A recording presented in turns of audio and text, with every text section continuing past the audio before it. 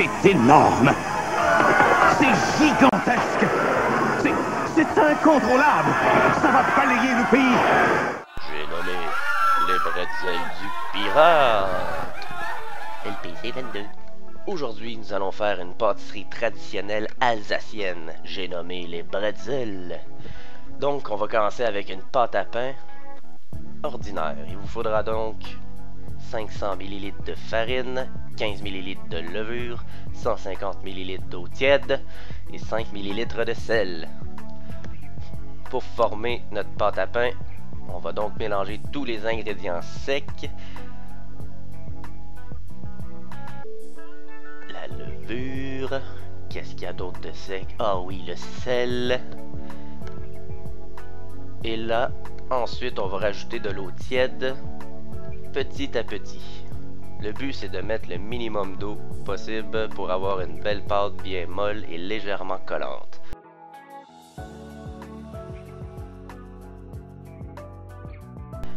En faisant ça de cette façon, ça évite de mettre trop d'eau.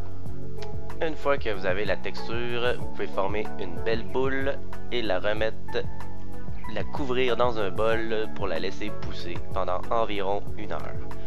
Ici, on se fout du temps. L'important, c'est que ça double ou plus de volume. Quand la boule est rendue grosse, c'est prêt.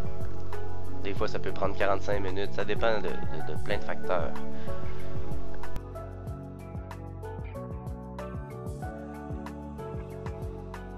Donc, on va diviser la pâte en 3 et former des rouleaux qui sera la base de notre bretzel.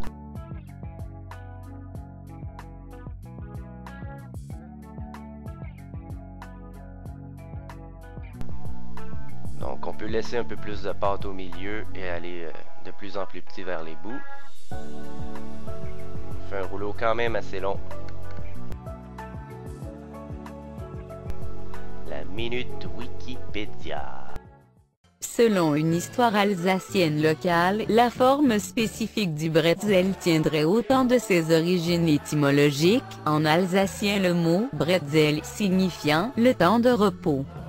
La forme du bretzel représente la position des bras croisés lorsque sonne l'heure de la pause. Donc, pour ce fameux pliage si particulier, il vous faudra croiser les bouts, twister le bout et les ramener le bout twisté vers la boucle. On récapitule, on croise, on twist et on ramène. Voilà. Une fois fait, on met ça sur une plaque et on laisse pousser pendant 15 minutes. Pendant ces 15 minutes, on va mettre de l'eau à bouillir. De l'eau dans laquelle on va rajouter de la cocaïne. Non, c'est pas vrai. On va rajouter du bicarbonate de soude. Donc, c'est environ 3 cuillères à soupe de bicarbonate de soude pour 2 litres d'eau. Normalement, il vous faudrait une araignée. Mais vu que j'en ai pas, je me suis gossé une grille pour pouvoir sortir les bretzels. Et donc, on plonge les bretzels pendant environ 30 secondes. Ici, j'aurais dû couper le rond pour laisser l'eau juste frémissante. Après 30 secondes, on le sort et on le met sur la plaque prête à aller au four. Petite grille! J'ai failli déchirer mon bretzel, mais bon. Et on recommence. Une fois que tous nos bretzels ont passé dans l'eau, il va falloir un œuf pour de la dorure.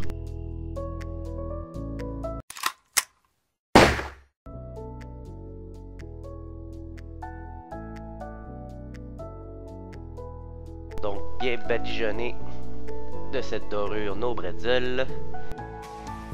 Et on va y ajouter, dans ce cas-ci, ça va être des graines de sésame et du sel himalayen.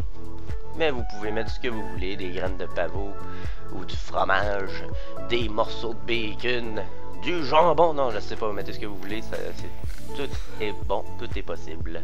Donc on met ça au four à 425 degrés Fahrenheit pendant environ 20 minutes ou jusqu'à coloration désirée.